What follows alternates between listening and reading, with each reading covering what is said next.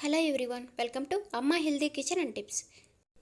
ఈరోజు chicken leg ఫ్రైని ఏ విధంగా చేసుకోవాలనేది మీతో షేర్ చేసుకోబోతున్నాను. అదేనండి కోడి కాళ్ళ ఫ్రై. ఈ ఫ్రై చాలా టేస్టీగా ఉంటుందండి. ఈ విధంగా ఒక్కసారి ట్రై చేసి చూడండి, సూపర్గా ఉంటుంది. చికెన్ ఇష్టపడే వాళ్ళు ఖచ్చితంగా ఈ రెసిపీని ఇష్టపడతారు. మేము చికెన్ చేసిన రోజైతే జస్ట్ 2 కాళ్ళే మాకు దొరికాయండి, అందుకే 2 వాటిలతో చేసాము. ఇంకా 2 దొరుకుంటే బాగుండే అనిపించింది, అంత టేస్టీగా ఉన్నాయండి నిజంగానే. మరైతే ఇక లేట్ చేయకుండా ఈ చికెన్ లెగ్ ఫ్రైని ఏ విధంగా చేసుకోవాలనేది ఇప్పుడు చూసేద్దాం. ముందుగా ఈ ఫ్రైలోకి మనం మసాలా పేస్ట్ రెడీ చేసుకుందాం.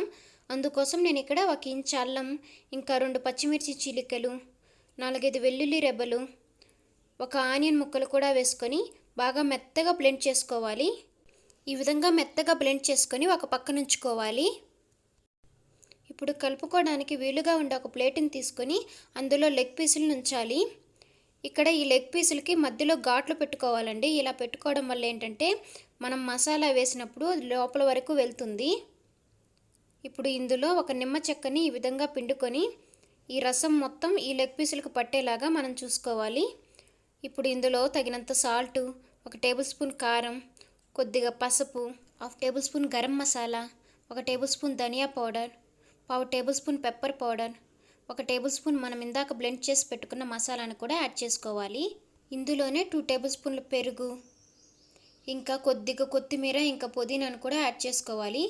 ఈ కొత్తిమీర పుదీనా మీకు ఇష్టం లేకపోతే యాడ్ చేయని అవసరం లేదండి, కానీ ఆ ఫ్లేవర్ అనేది బాగుంటుందని నేను యాడ్ చేస్తున్నాను.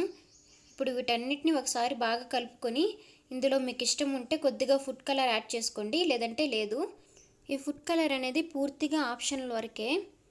ఇప్పుడు ఇలా కలుపుకున్న ఈ మసాలాని ఈ ముక్కలకి బాగా పట్టించాలి. ఎక్కడా గ్యాప్ లేకుండా మొత్తంగా ఈ విధంగా పట్టించేసి వేరే బౌల్లో పెట్టుకొని ఫ్రిడ్జ్లో ఒక 1 అవర్ పాటు పెట్టేయాలి. లేదు అనుకుంటే మీరు బయట కూడా ఇదే విధంగా 1 or 2 అవర్స్ పాటు వదిలేస్తే ఆ మసాలా అనేది ముక్కలకి బాగా పడుతుందండి.